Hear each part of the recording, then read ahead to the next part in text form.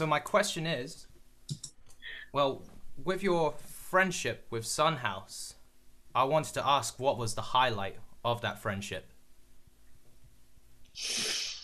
Friendship is probably because he would talk about people like Charlie Patton and Robert Johnson as people that he knew as his friends, and they were like mythical characters to me.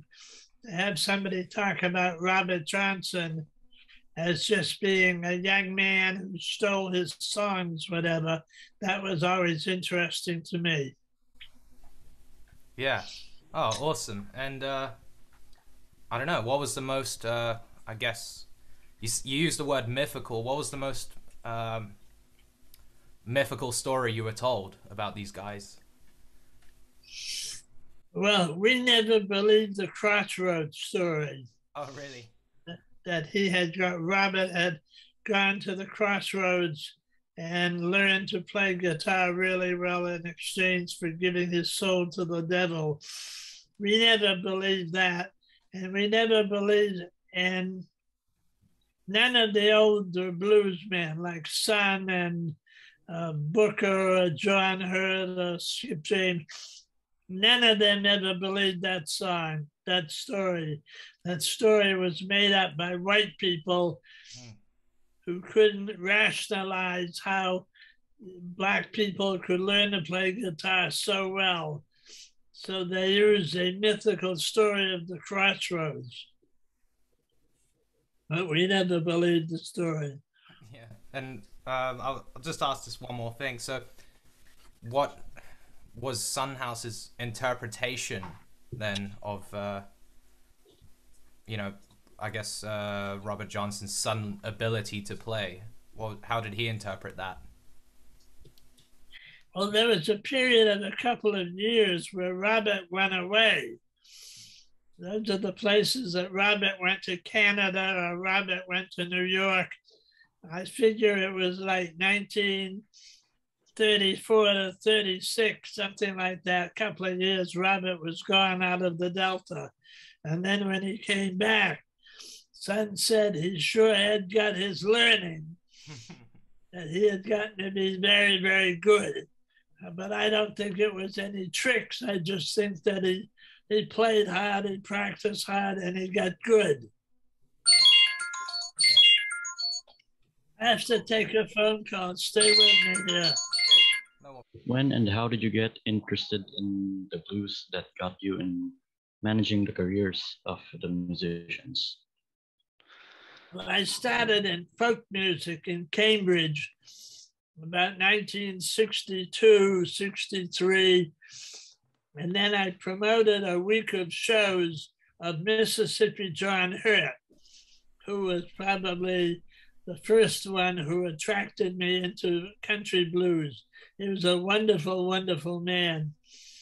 So I promoted a week of shows with John Hurt, and I was very successful.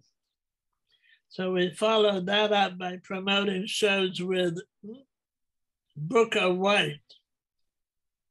And we got to talking to him, and we played him music by Son House and Skip James and Robert Johnson. And we asked him if he had ever seen any of these people. And he said he had seen Son House coming out of a movie theater in Memphis, which later turned out to be a lot of bullshit. But anyway, we asked him.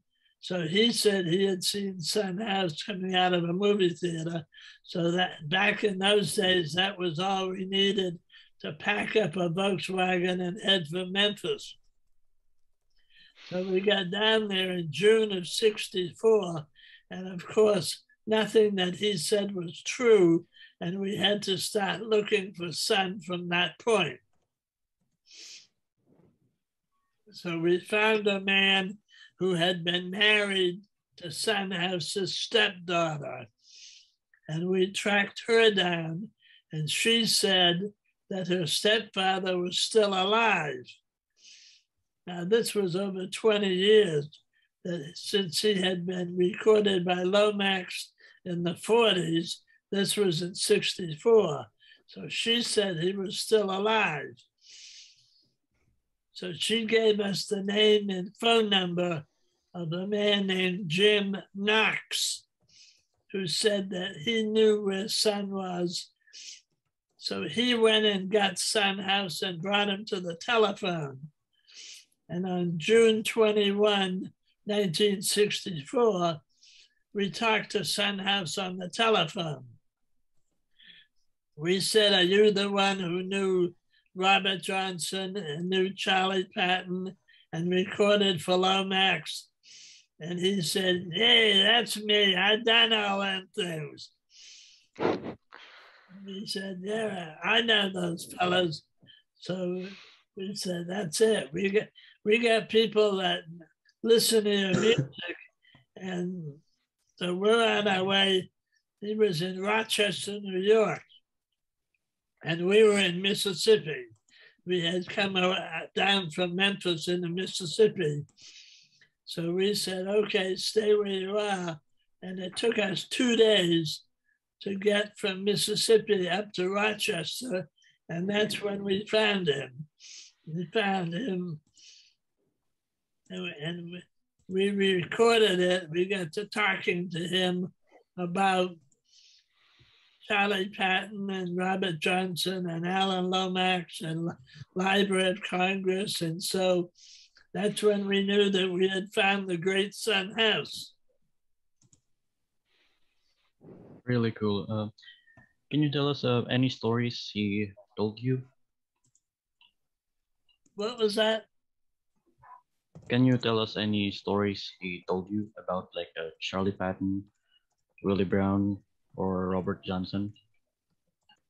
Well, Son told us stories about them. He told more stories to me when I was traveling with him in the years after that. We talked about Charlie Patton and we talked about Robert Johnson. So I had more stories going with him over the coming years after that.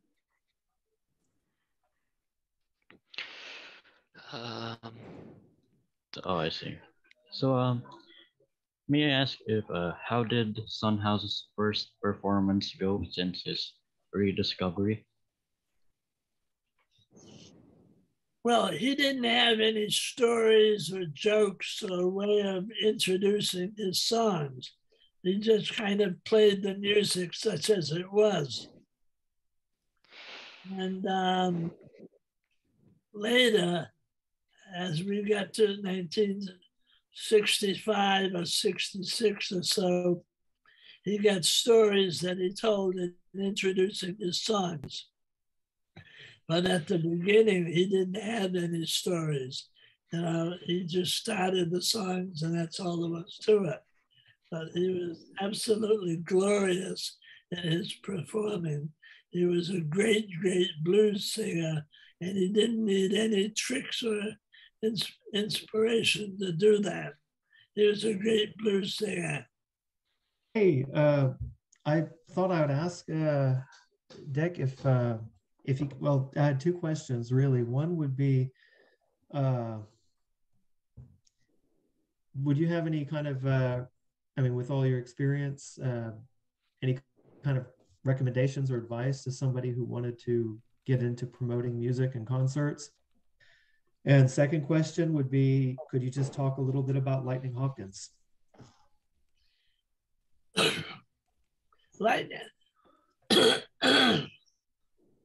Lightning Hopkins was different from any of the other bluesmen that I worked with, in that he played amplified.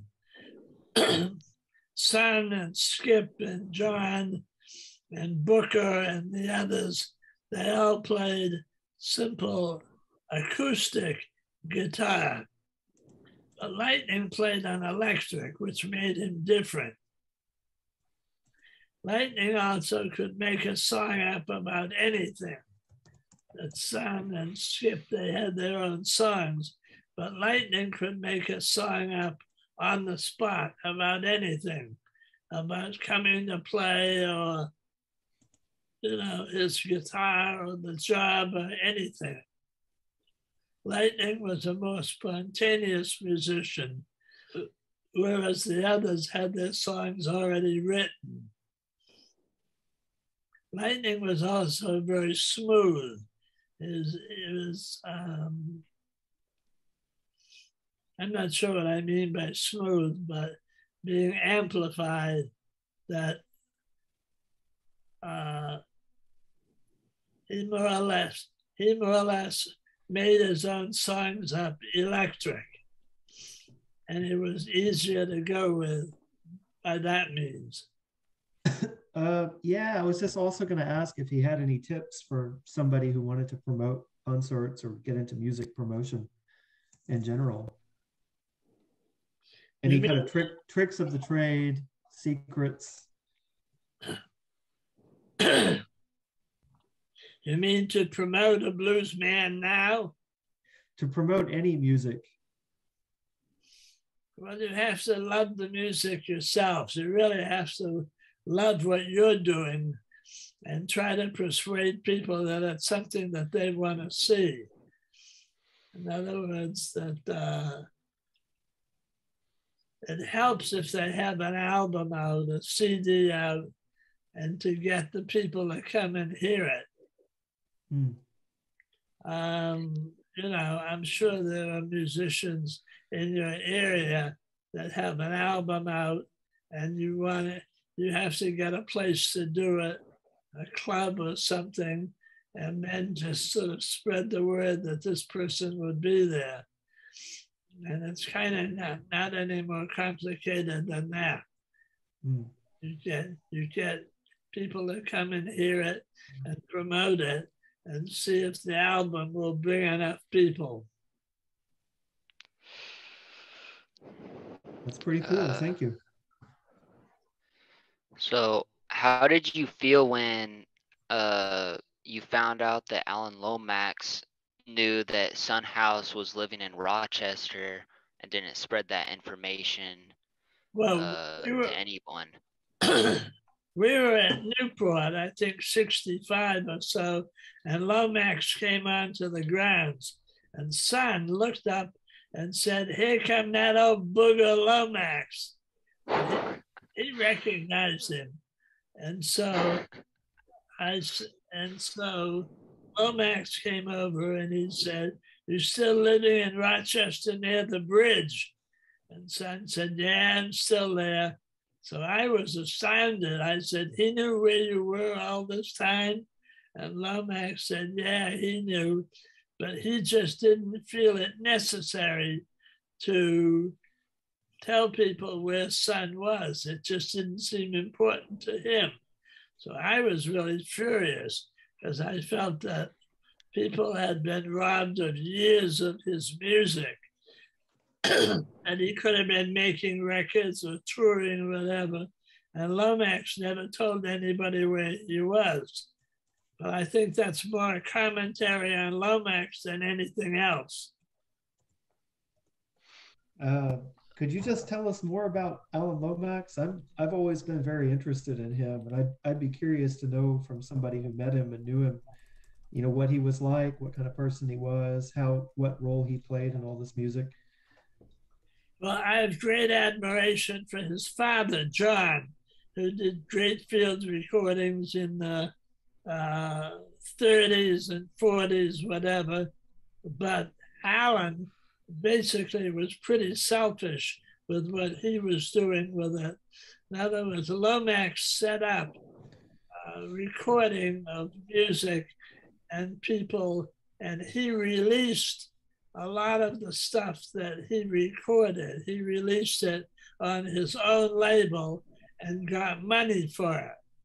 So Lomax had his own motives for doing it, which was not Library of Congress, that he was doing videos in the 60s of Son and Booker and Wolf and the others, and he was making those videos for his own profit, whereas his father, John, was doing the work strictly for the Library of Congress.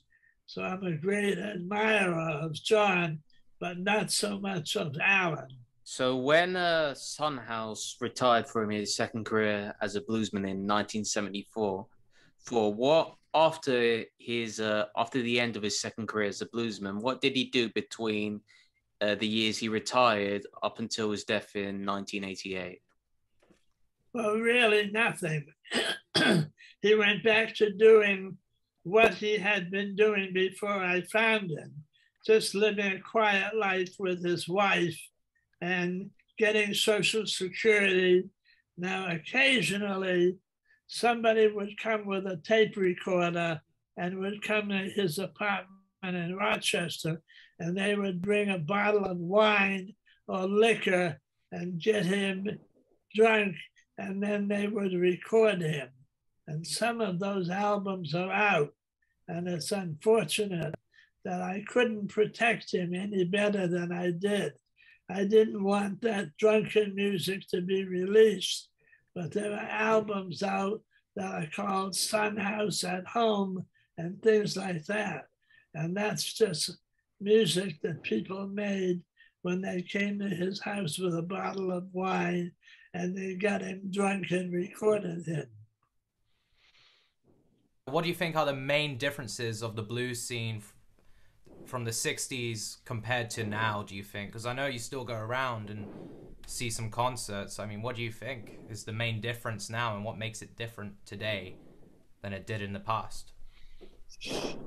Well, there are young white people who play the blues, who play acoustic blues, like Paul Rochelle and John Hammond and John Mooney and people like that. They play the acoustic blues, but the very few Black musicians working as solo career. There's Guy Davis, might be one, and occasionally a couple, but there are very, very few Black musicians working as a solo career. I mean, it's almost impossible to make a living at it. Yeah, I was actually wondering about this specific photo that was taken in, I believe it says here, 1965 in Newport. It appears right here, hold on. It's Son House with a dreadnought guitar. I was wondering that if this was his guitar or if someone lent him this at any stage. No, that was probably given to him just for one song, because he only played Steel Body Nationals when he was on tour.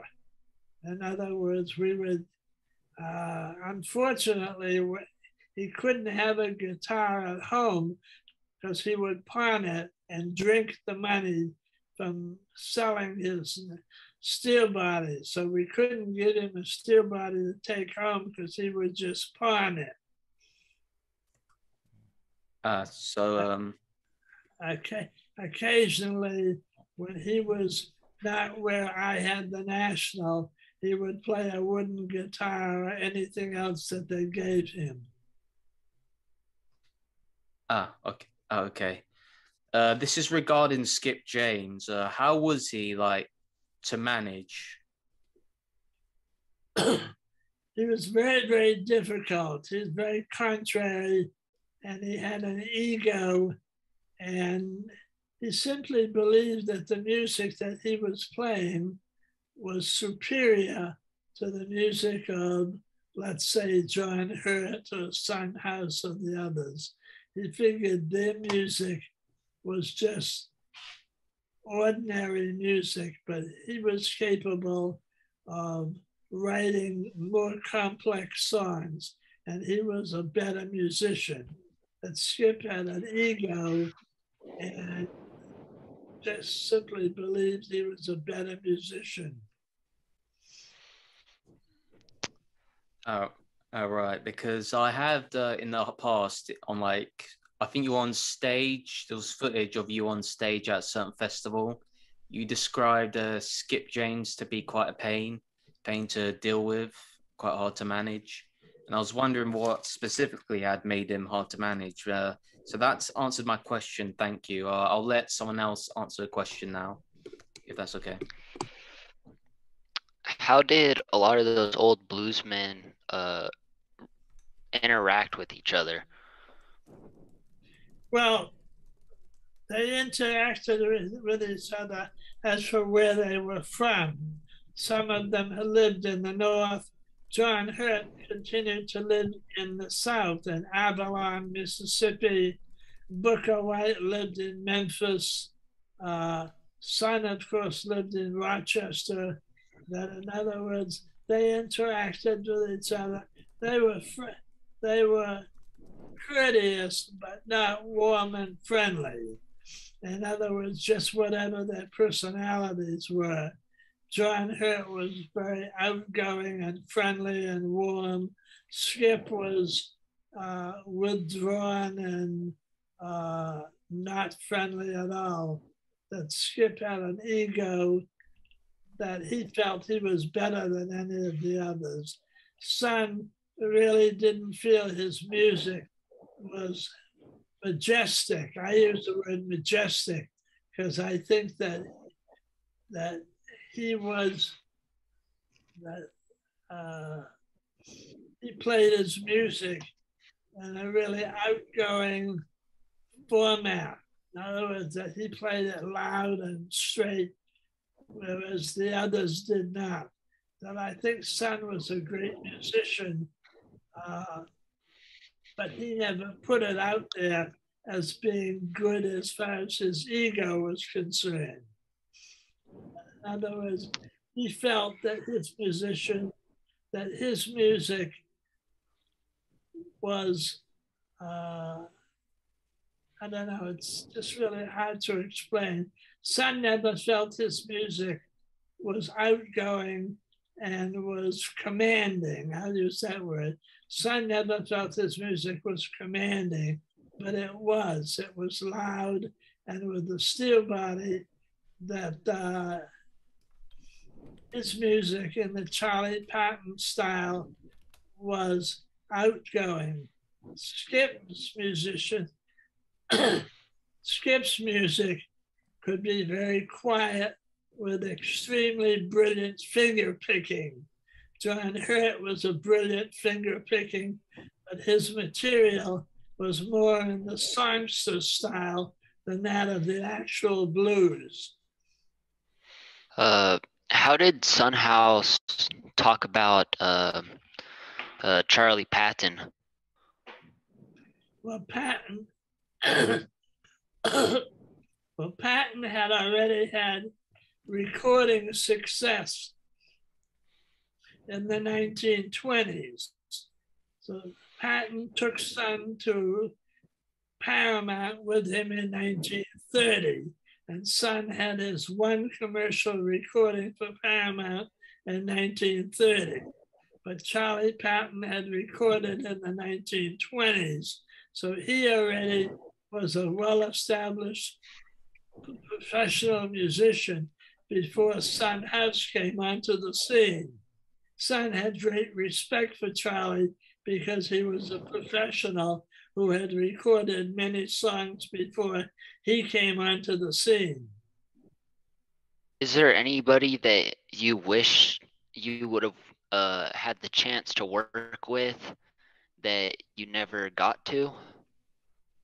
Well, Robert, of course, you know, we all wish we could have worked with Robert.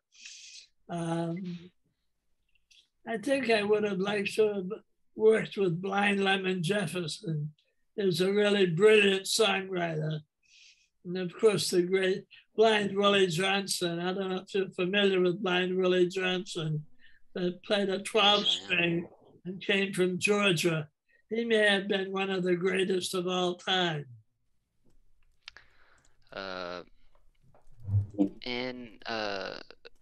Coming from Boston, how were you able to overcome the cultural, age, and geographic differences that existed between you and your African American artists? See, I was just in the business of making them money. It was as simple as that. I found work for them, and they went out and played and made money for them. Robert P. Williams and Fred McDowell and big boy crewed up, whatever, I found work for them. In other words, we never talked a lot about the sociological differences between us. Who was your favorite person to photograph and work with? They were like my children. I loved them all. I loved them all equally.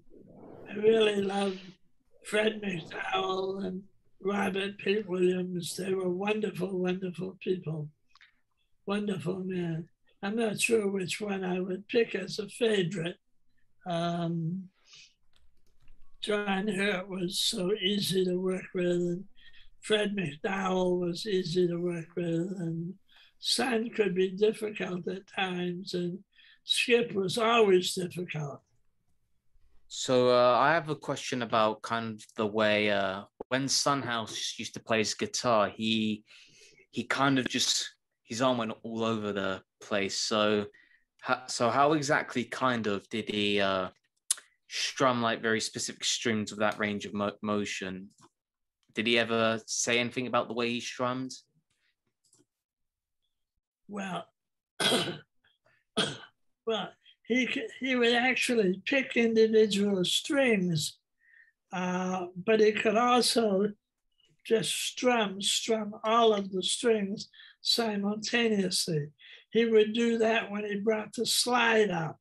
When he ripped the slide up the neck of the guitar, he would simply strum all of the strings and would get more volume out of it that way. So a mystery with Charlie Patton is that percussive sound in his recordings, how he so it's thought that he played the guitar while hammering the top of it. So did Sunhouse ever mention anything about Charlie Patton using any percussive technique on his guitar? All right. I'm sure he would have if I had thought to ask him the question. Also, he didn't know? No. In other words, we never got around to talking about how Charlie played or Robert or any of the others. You know, it was just that the way Son would play. Now, I don't play guitar myself, so therefore I didn't have a chance to ask him about how he played. Oh, Mr. Waterman, what do you feel about the success of Forever on My Mind? Well, I'm very pleased. In other words, that Dan Auerbach's label succeeded in getting reviews in all of the blues and jazz publications, and the album has been seen as far as excuse me, as far as reviews are concerned. It's had reviews everywhere, and it will remain to see how it'll sell. But the reviews have been good, and it's been seen by all of the folk and blues publications. So we all know who Willie Brown is. So they both traveled together with Sunhouse. So did Sunhouse ever talk to you about Willie Brown? So did he ever mention anything of maybe a potential photograph that could be still out there, or anything that he looked like? Well, I don't know. See, Willie Brown is such a common name in the Delta that Robert Johnson refers to Willie Brown in the song lyrics. But we're not sure if it's the same Willie Brown that Sunhouse knew, although it probably is. I don't know of any photograph of Willie Brown. For that matter, I don't know of any photograph of Son when he was a young man.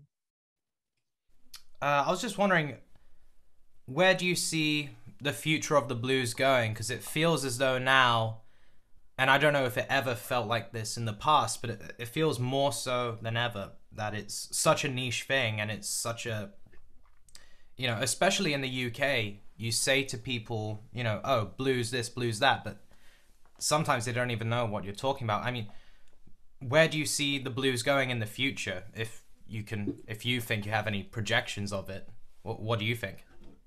Well, I don't think the blues will ever die out, not as long as there are individual musicians who want to play it and record companies that want to record it.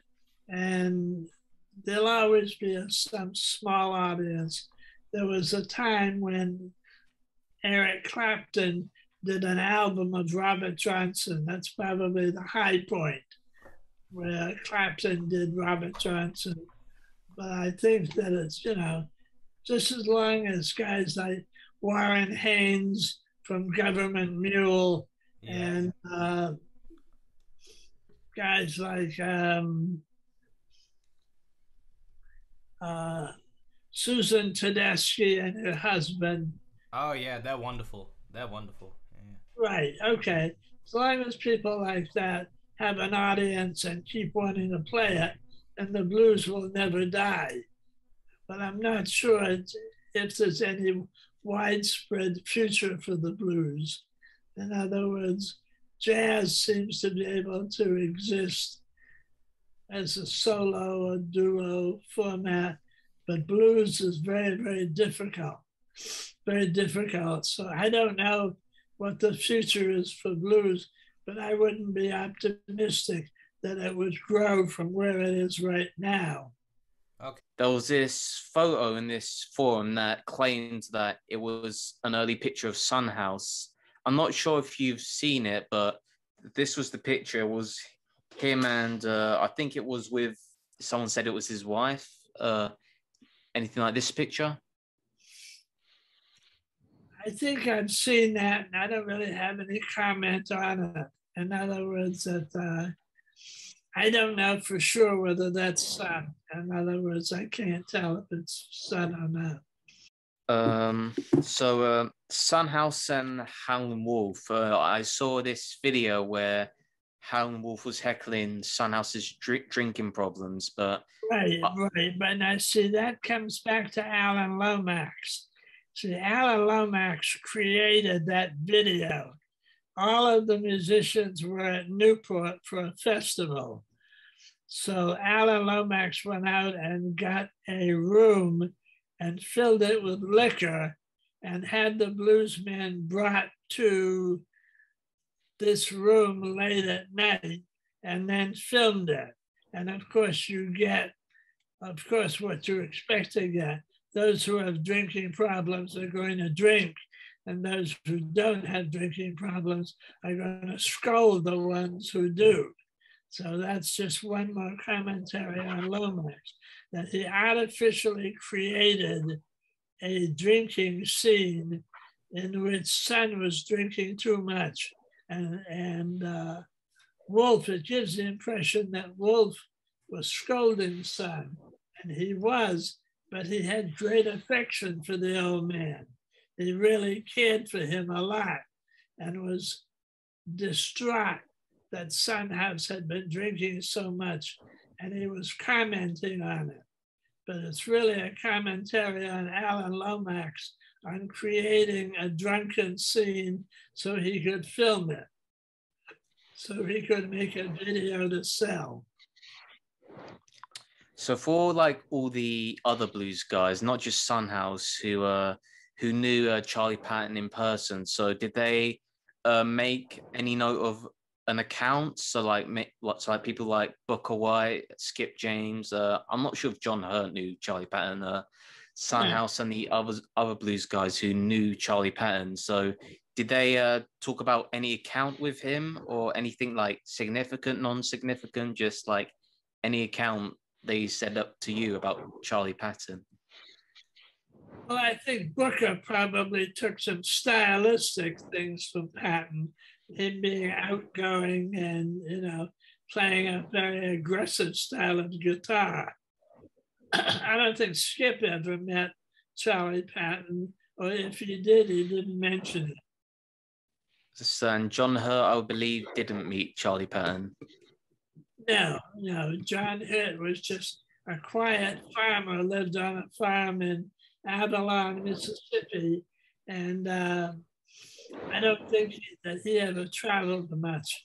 You know, he may have traveled to have done his recordings, but Charlie Patton played in the clubs and the juke joints and the bars, which John Hurt never did. So I don't think there would have been any interaction between the two of them. And Son House, what accounts did he make of Charlie Patton? Well, he admired him greatly professionally because Charlie had already had many recordings by the time they met.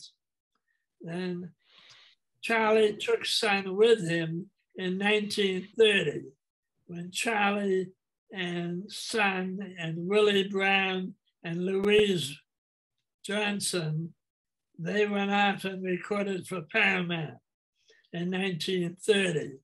But Charlie Patton had recorded in the 1920s for Paramount. So he was way ahead of Son as far as recordings were concerned. So as a person, did they say he was like a good guy or kind of difficult? Did Son House mention that if he was like kind of like a great person to be around or anything of the sort? Charlie was sort of an outgoing jokester, kind of extrovert, and he kind of played the guitar in an open manner and more so than somebody, let's say, like Skip James, who was an introverted and played in a very quiet style. Charlie played his, outgoing style, and a lot of people copied that. Charlie was a much copied musician in his style. Did Pete Seeger ever talk about Big Bill Broonzy? No. Broonzy was more of a folk musician than a blues musician. And I never knew that Broonzy interacted with any of the Delta guys, certainly not Son and Skip or any of the others. I never heard any interaction between Broonzy and the others. Yeah, I think Broonzy was actually not even from the Delta at all. He was from Arkansas or something like that. Mm-hmm. Broonzy was from Arkansas. Yes, that's true. I think if he lived to the Newport festivals, that he would have done really well for himself. He was an amazing guitar player. Right.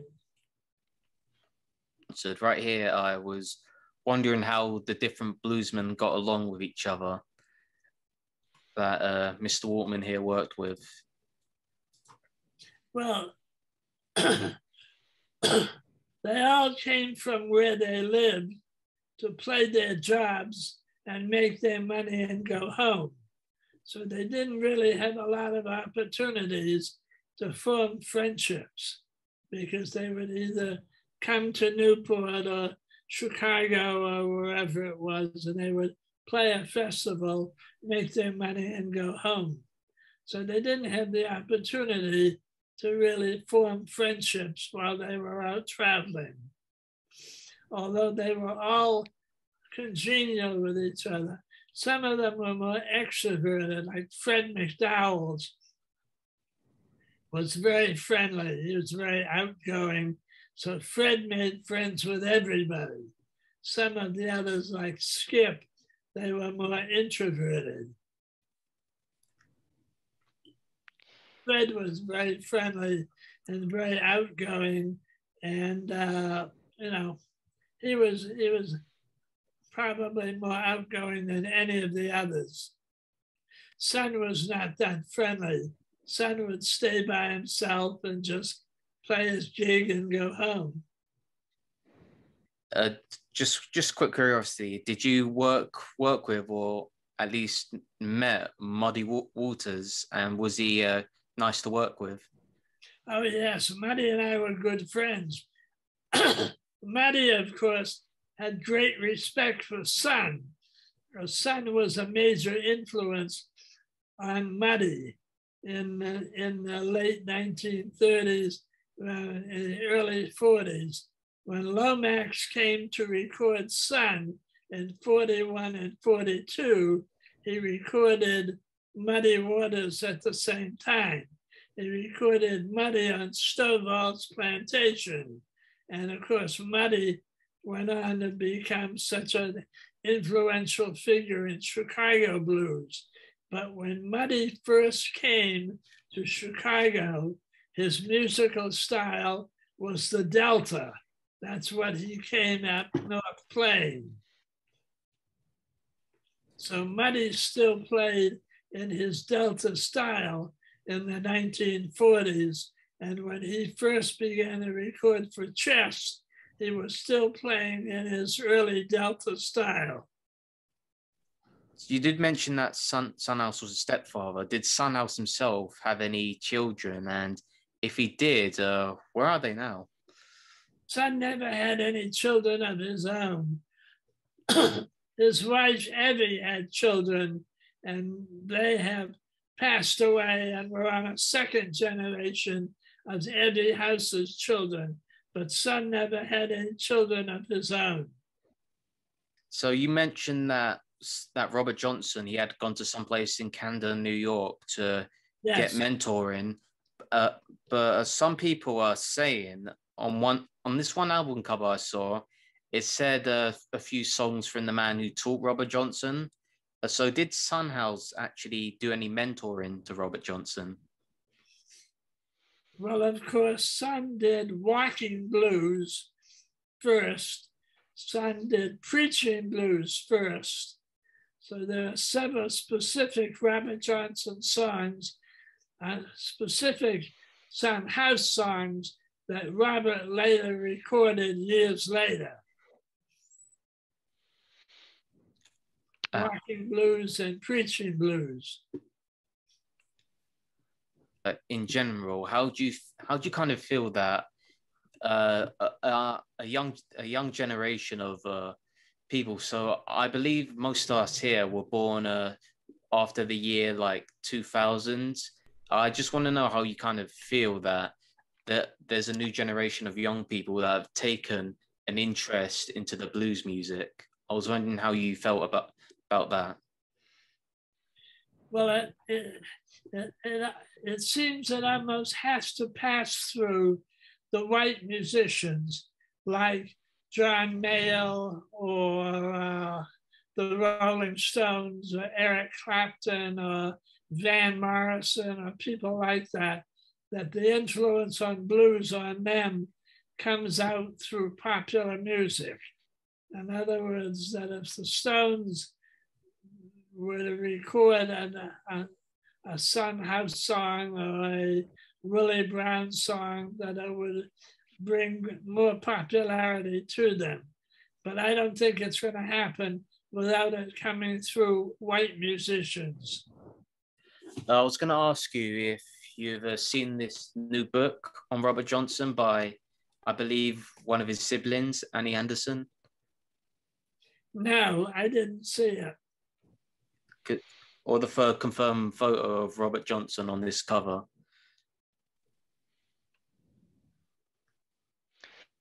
Well, I'm not sure. That's probably Robert. In other words, I think that we know that the one of him in the photo booth is authentic, and the other one where his fingers are all sprawled out like that, that's probably authentic.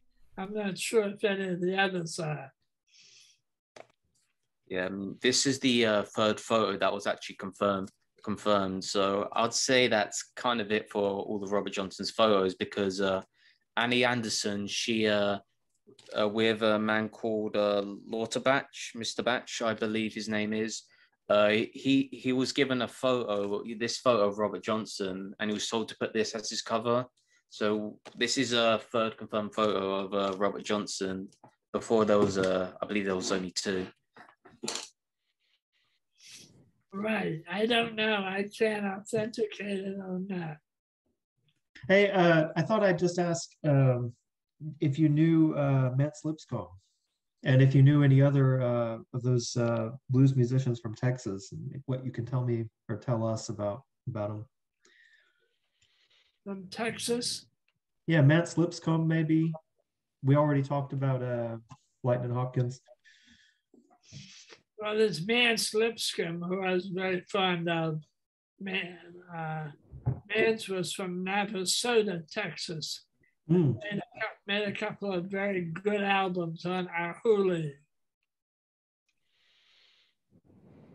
Yeah, what was he like?